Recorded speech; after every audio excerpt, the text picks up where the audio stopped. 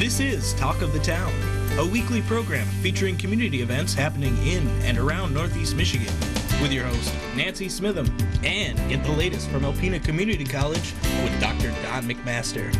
And now, today's Talk of the Town.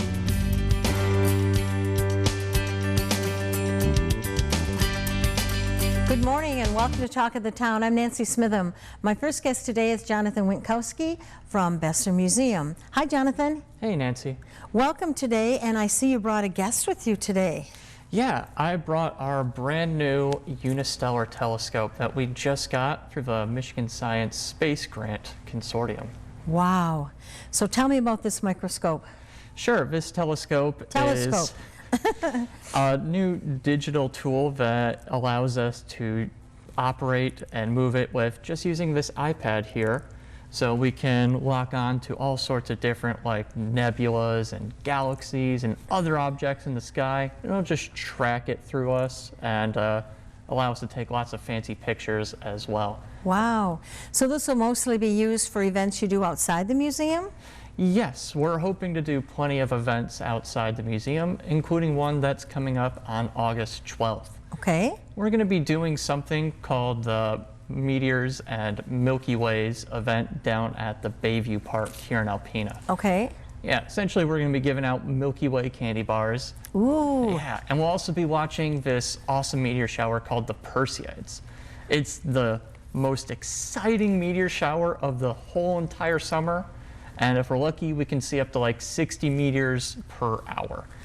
So will people have to look through the telescope in order to see the shower? Well, they won't have to look through the telescope to see the shower. This will just be like a supplement to that, so we can look at all these other cool night sky objects while the meteors are kind of just falling overhead. Okay. And what time will this begin? This will happen on 10 p.m. on the 12th and go till midnight. But for those who really want to see meteors, they might want to head out to someplace dark like Rockport at around 2 a.m. on the 13th for the peak time of that meteor shower. You know, Jonathan, I know you've been on the past talking about the dark sky preserves that we have. You know how fortunate we are and how lucky. And I'm hoping that there'll be more events where people can take advantage of those options here in our community. Absolutely, me too. We get so many tourists that are just so unfortunate and can't even see like a typical nightscape up in their nighttime. I know. And when you when you live in the city, but even the city of Alpena with just the street lights on, we kind of get some darkness and you can see the sky, but I know in a lot of places you really can't see that at all because of all the industries and everything. Absolutely. Even people from across the state and Petoskey, they marvel at how dark our sky is, even inside the city. So we're truly blessed and fortunate to have that for ourselves. So if people are interested in just going out and looking at stars on their own, Rockport would be the place that you would recommend? It's definitely the closest to Alpena. It's only 15 minutes up the road on US 23 North. But there's also Lake Negwagon, about half hour south, and Thompson State Harbor, about half hour north as well. Now, do you need state stickers to get into these locations? They are state parks, so yes, you need to have that permit. Okay, so tell me what's going on right now in the planetarium. Sure. Well, we're getting a new video at the planetarium called The Creation of Planet Earth, which will be showing for the next season. And it's got all sorts of fancy new visuals that will be playing in the dome. But we're also doing some more outside of the dome activities, such as the Astronomy and Ales event, which happened on Friday night. Yes, tell me about that. Now, it's this exciting thing that we're trying to pair up with local businesses. Essentially, guests could come out, drink some beer, and also just go out and casually look at the sky using our fancy telescope here. Well, that's pretty exciting, Jonathan, because a lot of people, you know, to just take the time to walk into the museum and go see everything, which I don't know why people don't because it's so wonderful. But, you know, for doing outreach events like that, that's perfect for people with their families to come on out and do things like that. Do we have any more of those coming up in the future? Well, we don't have anything planned beyond the meteor shower right now. But now that we have this extra tool available, we'll probably be doing more later this summer as, you know, time allows. And what time are the planetarium shows?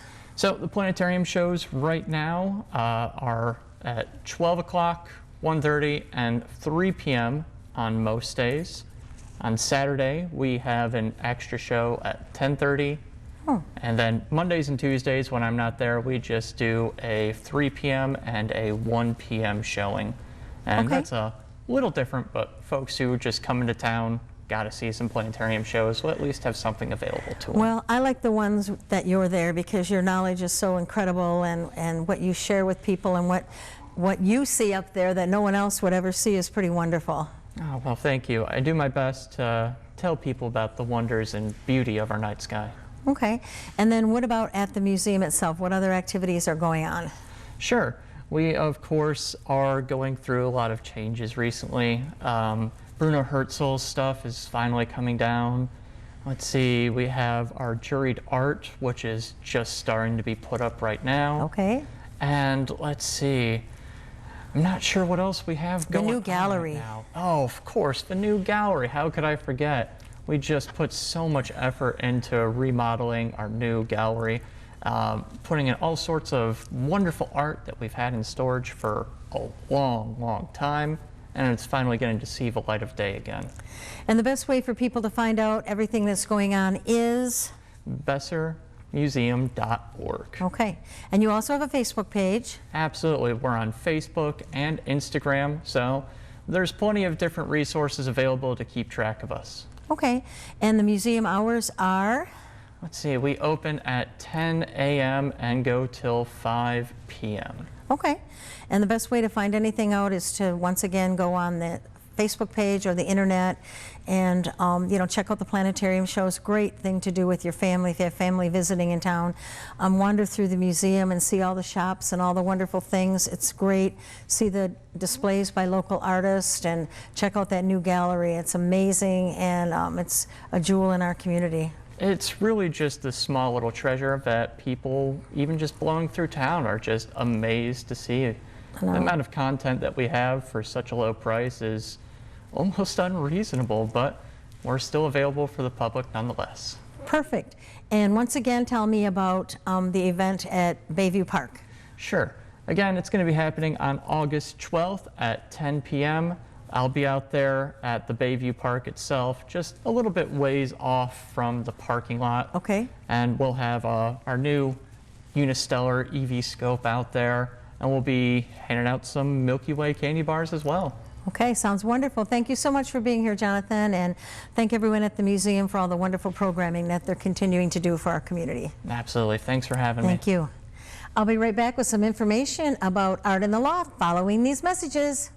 Hi, welcome back. I'm with Justin Christensen Cooper, and we're going to talk about Art in the Loft. Good morning, Justin. Hi, Nancy. How are you? Good. And like I said when you first got here, I don't have to ask you if you're busy because I know you're crazy busy there. You know, that's a good thing. We weren't able to say that for many months, which is great. So, you know, we really opened fully right around Memorial Day would have been. Okay. And then just recently, July, right before the 4th, kicked off our in-person classes. So we're in-person, interactive is what we're saying that they are. And we have to like turn people away. The signups are so crazy for the classes. So Wow. we're ranging from kids ages 5 and up in the kitchen and in the classroom creating visual art, but the same for the adults too. We've already had a couple culinary classes and a couple adult visual arts classes, and we just put out a whole nother all of August stuff just yesterday. So Well, you better find a way to add more classes. I know. How do we need a bigger space? How does I that know, work? isn't that amazing? Well, that's wonderful because people are anxious. You know, any events that you go to, I mean, there's people, they're everywhere. They're so anxious to get out and about, and I'm hoping that that is going to continue. I hope things will slow down with our wonderful COVID. And I agree, yeah, and you know, and I hope that does continue in the fall because now we're making preparations for our annual fundraiser, which we haven't had in 2 years. And that's a big event. You know that event. It's a big event, and we try to get as many people up there as possible and put Art in the Loft in the spotlight, which we've done a really good job leading up to, you know, prior to COVID, and so now we're making the arrangements to have that again. So. And you have a new name for it? Yes, so you know, ever since we stopped Glamour and Gourmet a few years back, and we started to sort of rebrand it, and we started bringing in local chefs, and they were doing like cook-offs against each other. and then people could mill around, and really we turned it into more of a social event where people could enjoy each other's company, but also bid on items and fun things on their mobile phone. And so this year, and that always has been paired with our annual juried art exhibit, this is the 6th year for it. Up to this point, we've had black and white, and last year was H2O. We've had one called red, and we're back to a color this year, and the annual juried art exhibit for this year is called emerald. So the big significance behind that is emerald is the stone that signifies 20th anniversary, and we thought we'd pair those two together because 2021 does mark the 20th anniversary for Art in the Loft. That's amazing. Yeah, yep, 2001. Right after 9/11, actually. It almost didn't even happen because of the happenings around 9/11. And the committee got together, and then this horrific event happened. And there was the community members involved, local businesses involved, and artists involved in the area. And said, well, let's just, if there's any better reason to do it, let's do it now. Yes. And they brought people together. It was shortly after those happenings, and over 300 people were up in the loft for that one single art exhibit that one night. That was what it was. It's amazing. And here we are today. That's kind of really kick-started everything, and obviously wouldn't happen unless the blood, sweat, and tears of community members making that happen and volunteers making that happen. But the neat thing is Chuck Bennett, who is a co-founder of the Loft, an original member of artist of Art in the Loft, is our juror for the 6th annual Emerald Show. So yeah, so we're bringing him on board to be the juror for the show too. And when you think of how it started, you had that little curtain across with a little tiny little kitchen kind of thing, and for caterers it was a nightmare, and now you have that big beautiful kitchen, and everything is so gorgeous in there. And so I came in at 2013, 8 years ago, or roughly that,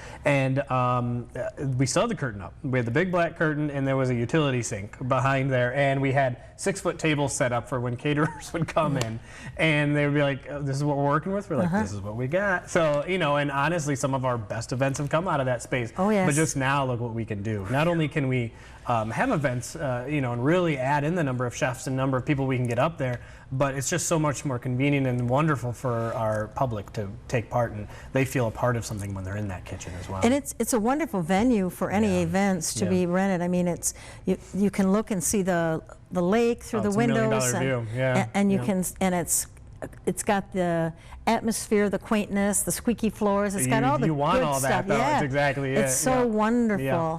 I agree, and and especially this time of year, we get a lot of first-timers to the gallery because, much like Besser Museum that was speaking before me here, they're getting a lot of tourists, and so the neat thing is if I don't see it a whole lot because I'm back in the office, but our associates see it up front where the elevator door opens and people are like, oh, this is here. Like, what is this? Here we are, this lofted space on the 3rd floor of this 100-year-old building, over 100-year-old building. And the good part is all the art that's up there is for sale. Everything's for sale. I mean, just unique pieces. I mean, if you want to get something for someone that no one else is going to have, that's the place to go. Well, that's the place to go. I mean, right now we have over 30 artists exhibiting their works. Most of them, live in the area, if not have ties or connections or summer here or whatever it might be. Everything's for sale, though, and it's just you're not going to find that anywhere else. So. Well, and people might think, oh, well, I can't afford it, but that's not true. There's very affordable pieces.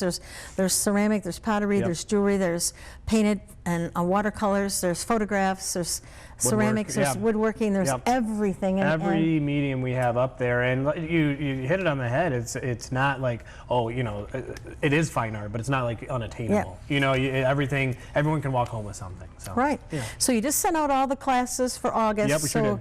How do people find out about them if they didn't get a mailing? Yeah, so if they weren't on the mailing, go to our Facebook page. It's going to be the best, most interactive. People can ask questions, message us, and that's just Art in the Loft on Facebook or artintheloft.org. Okay. You go to our homepage, you're going to see all those tabs at the top that get you to where you want to go, but also there'll be buttons real easily to see, especially for our juried show that's coming up if you want to submit. Those submissions are going right now through September 1st. Okay. That show's going to open October 1st. So what kind of mediums do you think you'll get? It's always, we never know, because the themes sometimes dictate that. Are you going to put something in? Oh, I'll probably be pressured into doing that. I could probably do that. But yeah, but the theme always dictates that, and we don't know whenever you have a color like emerald, and when it was red before and black and white before that, we were like, gosh, we don't know what's going to expect. And here we turn out with like 150 submissions of everything, and so it's just really neat to see.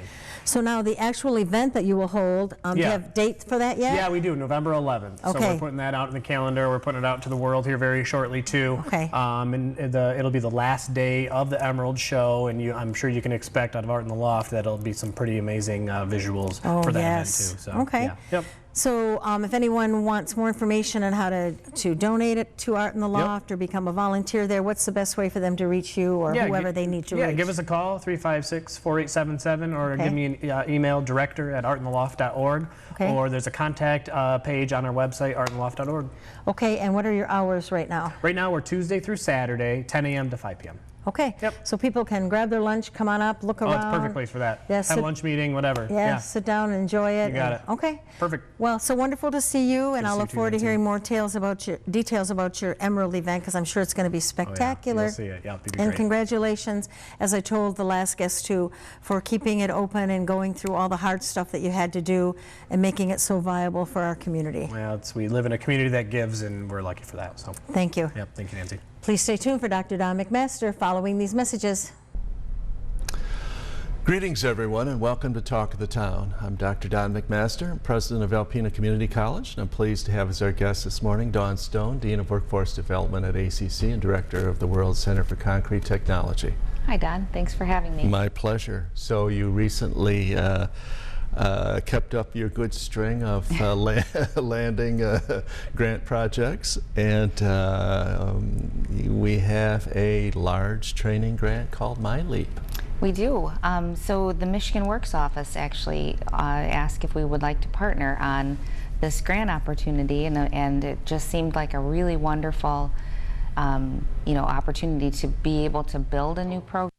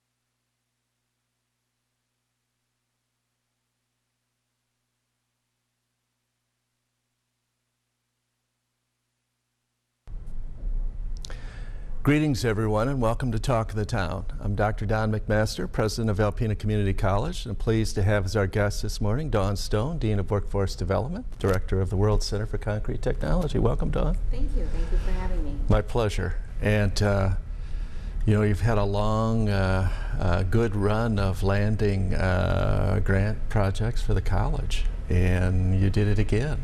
And this is called the MyLeap project. Tell the viewers a little bit about it. Sure. So it's precipitated by the Michigan Works system. So Michigan Works Northeast Consortium asked if we would like to partner on a grant application, and it was a really good opportunity to be able to do some creative things, build off some things we've done in past grants, and to really provide an opportunity for our students and for our community members to take their education either from the starting point or from where they're at now to the next level. So it's a very cool, fairly flexible opportunity, and we're really excited to be able to partner with Michigan Works and some of our local businesses. Wonderful. And what's the size of the award, and what are some of the businesses or the sectors that are in it? So we chose 4 sectors, and I call them kind of silos, although they're really not, because they all sort of intertwine to some degree. But we would like to do some advanced credentialing in 3 areas, including advanced manufacturing, mobility, which includes aerial and underwater robotics, as well as information technology.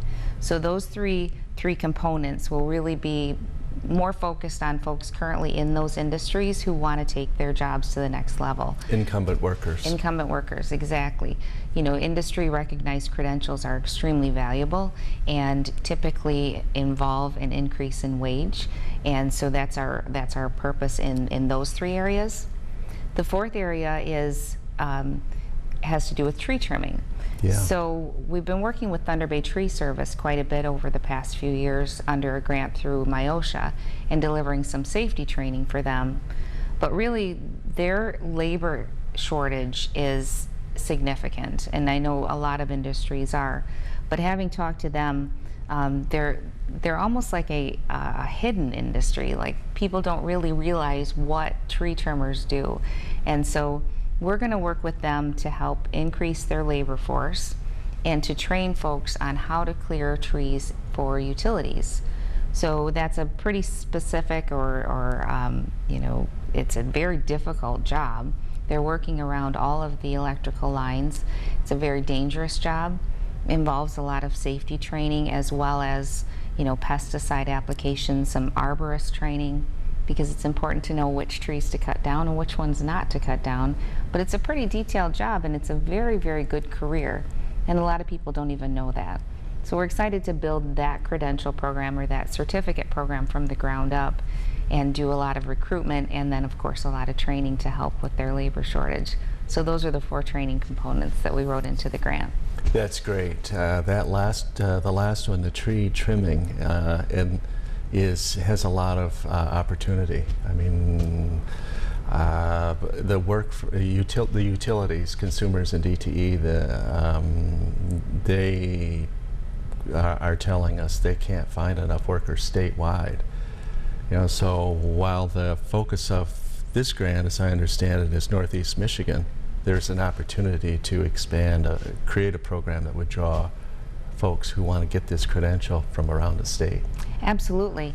And, you know, Thunder Bay Tree Service, in particular, has crews all over the state. Yes. Because they hold large contracts with both consumers and DTE to do their line clearance. So really, it's a fantastic opportunity to go basically 3.5 months of training and be able to walk into a position with a CDL, with first aid and CPR, with pesticide application credentials or certifications, and be able to do the job anywhere you want in the state of Michigan, basically. So I've learned so much about it, and had no idea at all what that industry was like, and it is a very good career to go into. Yeah, I think folks who are familiar with the college or go back many years, this ties to the college in interesting ways. I mean, the ACC had a forestry program way back in the day that was very popular. A lot of people went through it. And of course, we have Utility Tech Line Workers program that is probably our premier program now in terms of interest and attraction of students. This kind of fits in the middle there in a way where people who realize they don't want to work on the top of a 40-foot pole, but want to be outside and work with trees and saws and this sort of thing. Absolutely. It's pretty cool synergy, because the electrical piece of it, of our line worker program, is very intense and very dangerous, and has there's a huge amount of skill associated with that component of it. And so the folks who aren't necessarily interested in the electrical end of it can still go up and cut trees and work outside. And there are a lot of people who don't want to work behind a desk, and there are great careers for people who don't want to work behind a desk. Yes, like this one. Absolutely, that's well put. And I think people would be surprised at how much folks who work in this sector, tree trimming, utility service, make. Yes, so one of the purposes of the grant was to train in high demand, high wage industries, and absolutely utility line clearance is right up there with the best. And you had mentioned IT, mobility, and advanced manufacturing. Let's just touch on those briefly. So how would somebody who's working in IT, how would this grant benefit them possibly? So I'll tell you a little story. So a number of years ago, we had a TACT grant that we did some advanced credentialing for IT. And one of our employer partners for this component, this part of this grant, is Eric Vanderveer from Intricate Securities, who actually went through those certification classes 5 or so years ago. At least. Yeah, so it is really specified training for those folks in IT to do things like ethical hacking and you know, a lot of the safety stuff associated with IT. Really, we can get so far as to, you know, be like the highest level of information technology training to help people like Eric, who now owns his own business in IT. So it's a pretty cool thing. Yeah. Well, we could talk another 10 minutes, I'm sure, but our time is up. Okay. But great work. Thank you. I think it will benefit the community. It certainly will benefit the college. Thank you for that. Yeah. And thank you folks for watching Talk of the Town. We'll see you again next week. This has been Talk of the Town with your host, Nancy Smitham and Dr. Don McMaster. For a list of community events taking place in Northeast Michigan, please visit our website at wbkb11.com and click on our community link. This has been a Thunder Bay Broadcasting Corporation production.